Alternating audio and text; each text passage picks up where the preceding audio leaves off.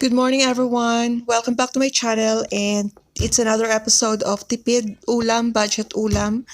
I decided to combine spinach with shrimp and ginger, garlic, at as may siling labuyo din. I'm gonna fry this with a little butter, and at the same time, yung leftover na pinagprituhan ko ng talong, may oil konti, so I'm gonna add that there para mag-add siya ng flavor. And at the end, I decided to add a little oyster and salt.